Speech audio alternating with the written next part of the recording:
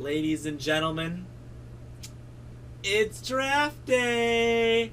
Let's go. Yeah, this the wake up call. Ain't no working out, you better wake up, dog. Yeah, this the wake up call. Every other day I'm getting kicked right. What's up, Packer Nation? It's your man, Cloutboy Bales, coming to you with the latest scoop. Draft day. I can't believe it's already here, even though we're in quarantine. But you know what? This is going to be a huge draft for the Packers. I know it. So in today's video, I will be discussing who the Packers are going to pick in this year's draft, which is going to be an exciting next couple of 3 days. So these are not my choices. These are not who I want the Packers to pick. My previous video was on that. This is going to be who I believe the Packers will be picking in this year's draft. They have a first round, a second round, a third round, a fourth round, a fifth round, 2 sixth rounds, and 2 seventh rounds. No trades involved. These are going to be who I believe is going to be picked. So here goes nothing. So with the first overall pick, the Packers select Josh Jones, offensive tackle, Houston. So, when I looked at a lot of his tape, originally the Packers did have this guy being taken. Some guys say he's going to be taken before because a lot of people and teams really need linemen, and this is a good draft for that. But Jones, I believe, is going to end up falling to us unless we trade back. But, you know, this guy is pretty much raw talent. He's going to be really good in the future. You know, we are obviously going to be in trouble with this free agency season coming up. We had to re-sign Bakhtiari. Lindsley is another guy that they will try to re-sign, but I don't see it happening. They had to re-sign Kenny Clark. Obviously, with the offensive tackle situation, they have Bakhtiari and they have Ricky Wagner. Wagner is a veteran, but he pretty much, his career could end any moment because of how old he technically is. Getting a rookie at that position is really going to help the Packers. Jones may not even starting, you know, within a year, you know, if Ricky Wagner doesn't even work out for the team. So this is why I believe Josh Jones. Now, here's the real issue. Why not a wide receiver? Well, if you look at the Packers draft history, they've picked wide receivers in the second round that have really made an impact for their team. I'll talk about Greg Jennings, second round. James Jones, third round. Randall Cobb, second round. Devontae Adams, second round. Jordy Nelson, second round. I mean, you just got to understand that. Getting a guy in the second round is really going to make a difference. That's why you go for the safe pick. If they don't pick a lineman, they'll go for an inside linebacker, but I believe Kenneth Murray and Patrick Queen will both be taken, as I said in my previous video, which would make us pick an offensive lineman, but we'll see what happens. For the second overall pick for the Green Bay Packers, they will select Chase Claypool, wide receiver, Notre Dame. So, I've been a fan of this guy from the start. Let me tell you, this guy is going to be a stud. I mean, Rodgers will be passing to this guy. Whew, whew, he'll be going crazy. I mean, this guy is an absolute weapon. He became a household name at Notre Dame. 13 starts for his senior year. He had 66 passes thrown for 1,037 yards and 13 touchdowns. He actually ranked in the top 10 nationally. He's got a high ceiling, which is really what, you know, they want. And obviously, you know, he doesn't really have to shake the separation because even though he's a big dude, he can really make the catches, which is just outstanding. He's got size, he's got strength. He's really can single out cornerbacks on 50-50 balls, vertical challenger. He's obviously 6'4", which obviously is what Gutekunst really likes in receivers. I think he totally fits this team. And even well so, I think he could end up being a number 2 receiver. I think Funchess could actually be cut and Claypool could actually replace him. So, you know what? This would be an outstanding pick for the Packers, I believe. And also, he does have the size to actually play tight end as well, which is obviously technically could be a replacement for Graham. Better, though, because he's a receiver. But I think he's a great pick, personally. For the 3rd overall pick, the Packers select Neville Gallimore, defensive end, Oklahoma. Ran a 4.79 40-yard dash. So, a lot of people are like, do we really need a defensive end? I'm not really bought on Lowry. I believe we need really someone that's going to step up and make plays. I haven't really had my faith in Lowry, so I want a guy that can really replace him. I want a guy that I can trust and think that actually can be really good for our team. So, Gallimore was named honorable mention, all Big 12, with 50 stops, 5 for loss, 3 sacks, and 2 forced fumbles in 13 starts. He stepped up his play as a senior, leading the Sooners to a Big 12 championship. He garnered 3rd-team Associated Press All-American and 2nd-team All-Big 12 honors. In his career, 30 tackles, 7.5 for loss, 4 sacks, 2 forced fumbles, and 14 starts this year. I think this guy could really be a replacement in the future. He's not a tackle, so we would re-sign Clark, but this guy would become the starter in the future. Obviously, some people are like, why a 3rd-round pick on this guy? Because we're looking for our future. We can't really... I have a guy that we can pick at inside linebacker that actually can be a starter in the later rounds. But I'll get to that later. But anyways, that's who I got. For the 4th overall pick, Packers select Jalen Hurts, quarterback, Oklahoma. So another guy from Oklahoma. Of course, he's a quarterback that was outstanding, had 36 touchdowns in the year, was up for Heisman a bunch of times, or in the rankings. I mean, at Alabama and at Oklahoma, he's really had an outstanding career.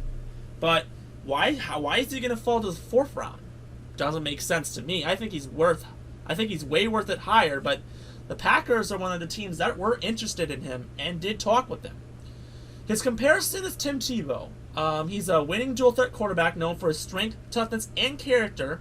He can be a more accurate passer and a better runner than Tebow, but he is inconsistent. That is his issue. That's why he'd be a perfect backup. He can learn from Rodgers, where he can make throws and do really good. To be honest with you, he'll struggle to really beat NFL defenses from the pocket, but as I said before, if the Packers draft Hurts, they can use him as a wildcat QB in instances where they really need first downs. This guy is really done that all time at Oklahoma, as I've seen from his highlights. I think he'll be fantastic. That's great. For the 5th round, the Packers select Troy Dye, inside linebacker, Oklahoma. So, the tackle production is something that the Packers really have lacked.